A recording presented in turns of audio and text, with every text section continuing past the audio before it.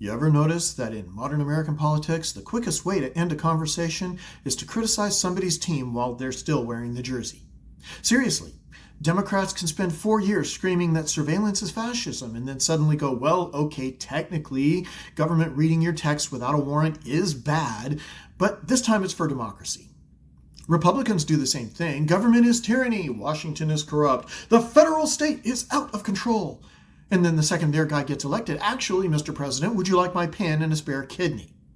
At this point, American politics feels less like civic engagement and more like two divorced parents trying to weaponize Thanksgiving.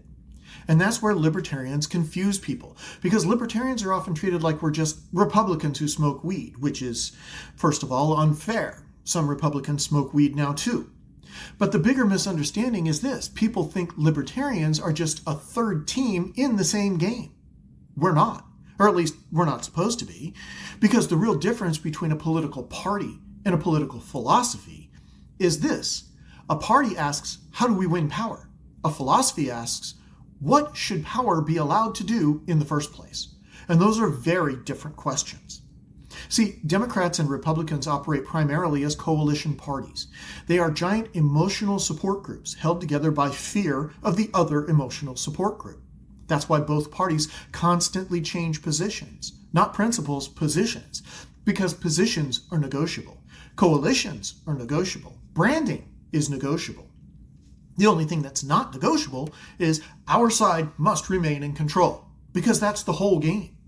That's why every election is framed like the apocalypse. In a world where the other side wins, America dies. Dude, according to cable news, America's died like 14 times since 1996. We're basically the Kenny from South Park of constitutional republics. And look, I know somebody always jumps in, well, libertarians just think they're morally superior. No, we don't. Well, some libertarians absolutely do. And those people are usually one Reddit thread away from trying to explain the gold standard to a waitress who just wanted to refill their iced tea. I'm not saying libertarians are better people. Libertarians are human beings, just like everyone else. Some are inconsistent, some are grifters, some absolutely become partisan cheerleaders the second their preferred candidate gets close to power. Human nature doesn't magically disappear just because you downloaded a PDF of Ayn Rand in college. That's not the point.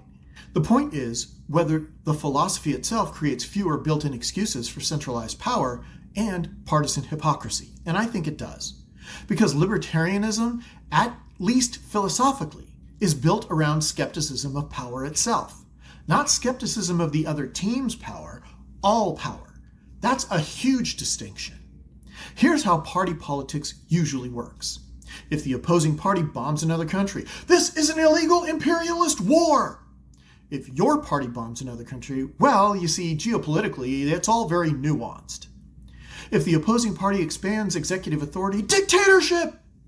If your party expands executive authority, necessary measures during challenging times. If the opposing party censors speech, attack on democracy. If your side pressures tech companies to suppress dissent, well, misinformation is complicated. Funny how civil liberties always seem to become optional the second your guy gets the nuclear football. And that's why so many voters are exhausted, because increasingly both parties behave less like philosophical movements and more like sports fandoms with drone programs. You're not required to agree with libertarians to notice that. You just need functioning eyeballs and maybe a short-term memory of a goldfish with ADHD. One thing I genuinely appreciate about libertarian philosophy is that it rejects moral outsourcing.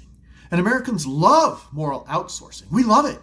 We want the government to become our parent, our priest, our therapist, our nutritionist, our HOA president, and occasionally our revenge fantasy. Every political movement eventually develops the same instinct, if only the right people controlled the machine. But libertarianism asks a different question. Why is the machine this powerful in the first place? And that is a fundamentally different mindset. Because history suggests that eventually your enemies will control the same authority that you're expanding today.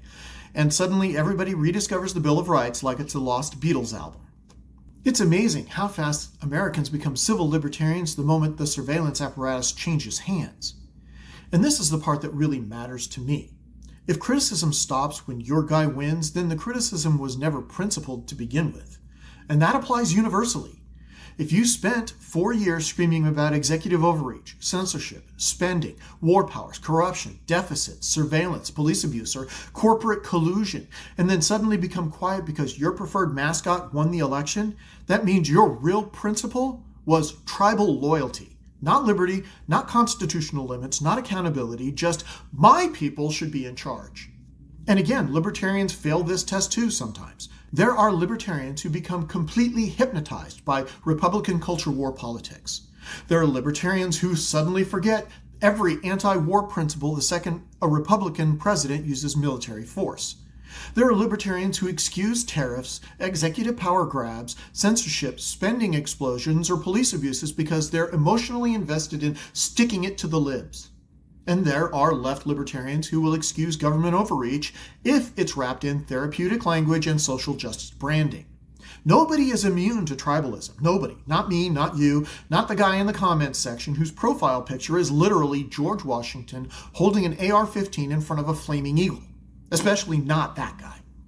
But the difference is, libertarian philosophy still gives you the tools to criticize your own side. Because the core principle isn't protect the tribe, it's distrust concentrations of power. And once you understand that, the entire red versus blue game starts to look very strange. Now here's where this gets uncomfortable.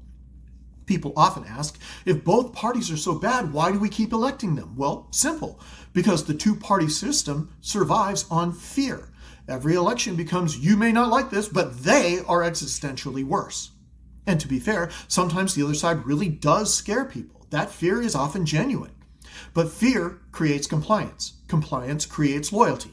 Loyalty creates power concentration. And power concentration creates exactly the corruption everybody claims to hate. Then, every 4 years, we do the whole thing all over again like America is trapped in the world's angriest Groundhog Day. So no, I don't think the best argument is libertarians are better than Democrats and Republicans. That sounds smug, and honestly, it misses the point. The more interesting argument is libertarianism is one of the few political philosophies that begins with suspicion of centralized authority itself, not merely disagreement over who gets to control it. That doesn't guarantee good outcomes. It doesn't guarantee wise candidates. It doesn't guarantee consistency. And it definitely does not guarantee social skills. Good Lord, have you ever been to a libertarian convention? It looks like Comic-Con for people who argue about the Federal Reserve. But philosophically, it creates fewer incentives for blind partisan obedience. And in an era where both major parties increasingly demand emotional loyalty, ideological conformity, and selective outrage, that matters. Because eventually, every voter has to answer one uncomfortable question. Do you believe in principles? Or do you just believe that your side should wield power? Those are not the same thing. And if your values disappear the second your team wins, then maybe they weren't values. Maybe they were just campaign merchandise.